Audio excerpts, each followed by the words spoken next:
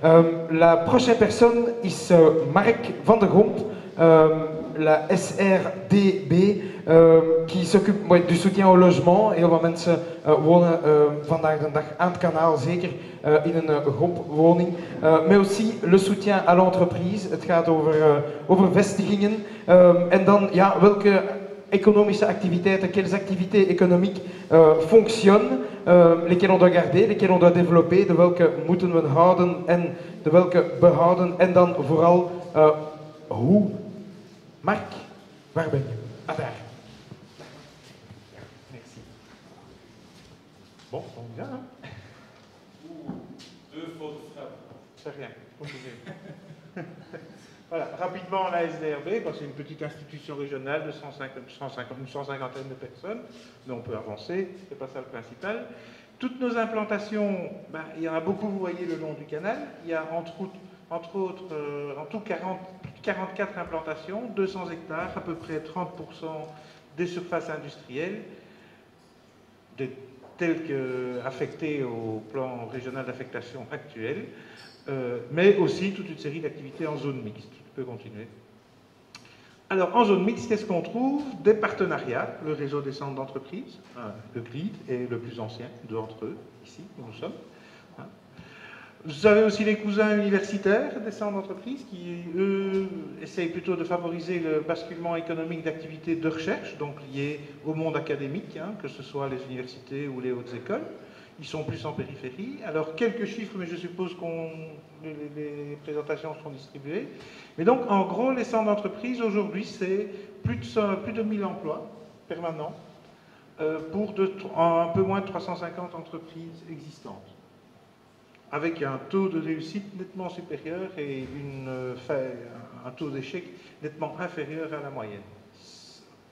Les guichets d'économie locale, qui eux favorisent vraiment et accompagnent les projets qui sont implantés dans le tissu urbain, mais eux c'est plus de 2000 emplois, souvent de l'autocréation d'emplois évidemment, et ça permet aussi de maintenir de l'activité en milieu urbain. Évidemment, on s'intéresse ce soir au canal, mais quand les entreprises ont la chance de grandir, il faut un jour pouvoir les implanter quelque part. Alors nous avons, ça c'est plutôt le site de l'ULB, mais à côté il y a la zone Erasme, et en face il y a la zone qui n'est pas encore très construite, d'Erasmus Sud. Donc nous devons aussi préparer des terrains où un jour, des entreprises qui ont grandi, elles prendront X temps pour cela, elles pourront s'y implanter. Ça demande du temps, on investit de l'ordre de 10 millions par an, en achat, en rénovation, en viabilisation, en construction de voiries.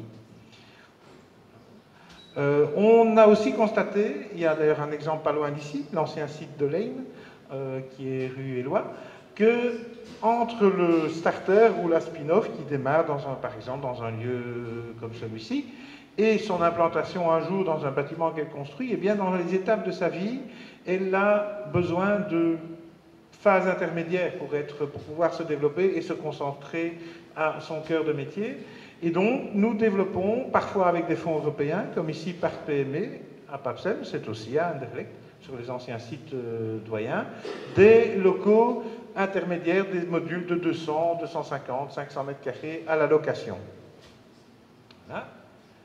Autre exemple de site, c'est notre plus ancien site, en face de l'OTAN, où il y aura aussi beaucoup de reconversions à prévoir pour dans une dizaine d'années, quand le nouveau site sera construit. Notre plus ancien zoning, qui date de 1974, lui, et où il y a plus de 30 hectares. Da Vinci Nord, Da Vinci Sud. Autre exemple de programmation actuelle pour accueillir des petites PME dans la phase transitoire, le bâtiment dans son état actuel de Port Sud que nous développons avec Abattant, avec la commune et avec le suivi assuré par Euclide. Présentation dans 2 semaines. Voilà. La mixité, on n'est pas contre. La preuve, en face de Port Sud, nous avons... Le titre n'est pas juste non plus, c'est en fait le quai des matériaux, on est en face du quai des Metz. Là, il y aura une activité, un lieu de logement qui est en train de connaître sa 3e phase de projet, mais qui maintenant va se concrétiser. Voilà, alors, quelques mots quand même encore. Donc, 300 sociétés, 18 000 emplois directs, 25 000 avec les indirects, Je vous ai dit tantôt 10 millions d'investissements. Oh, je vais quand même tricher un peu. Donc, le maintien dans la ville de lieux d'activité économique, c'est primordial, je crois qu'on est tous d'accord ici, si on veut que les habitants puissent y travailler et y vivre. Aujourd'hui, 8500 mètres carrés d'ateliers industriels disparaissent en moyenne chaque mois, parce qu'on modifie leur affectation. Il s'agit là, dans la plupart des cas, de bâtiments existants qui ont une histoire dans leur quartier. Accueillir de l'activité économique, c'est un défi plus risqué que produire du logement actuellement. Cette fonction, elle est devenue, et c'est une des réussites des PRD et des PRAS précédents, il faut pouvoir le dire aussi, est devenue une fonction forte, aussi bien urbanistiquement que économiquement. Donc, toute mixité doit être bien réfléchie et bien encadrée. La demande et l'offre doivent être diversifiées, sont diversifiées. Du terrain de plusieurs hectares, je vous en ai montré, devenu rarissime quand même, hein, la région n'étant pas extensive, on ne va pas ouvrir ce débat-là ce soir, au local de 10 à 20 mètres carrés.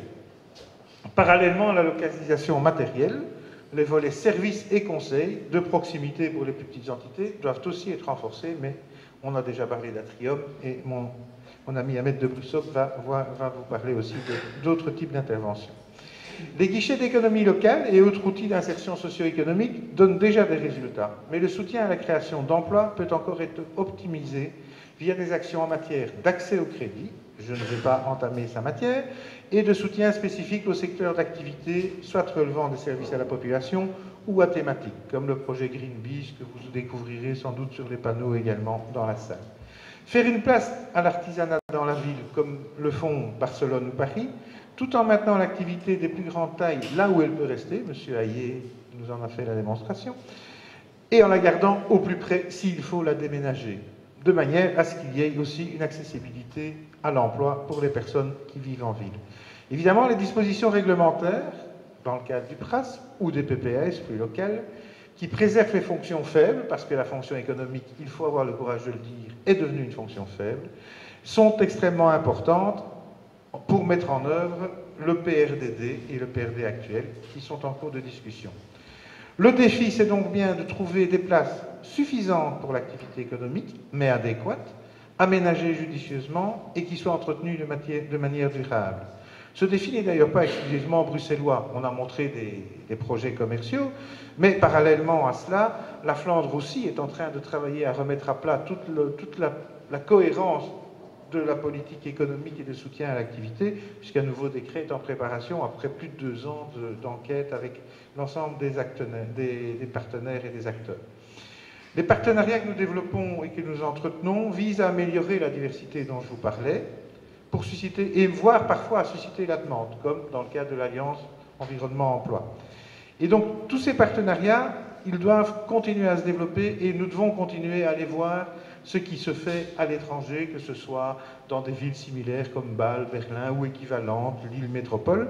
Et on est parfois très surpris parce que quand on va, à l'occasion, dans le cadre d'échanges entre des villes, Eurocities, etc., alors que chez nous, on a l'impression que tout ce que nous faisons est limité, cloisonné, un peu rikiki, hein, osons le dire. Eh bien, contrairement à ce qu'on pense, quand on explique aux gens tout ce qu'on arrive à faire et à inventer grâce à notre complexité institutionnelle, industrielle aussi d'ailleurs, eh bien, ça surprend vachement et finalement, on est quand même inventif. On peut faire mieux, et il y a encore du pain sur la planche, mais je crois qu'on va y arriver.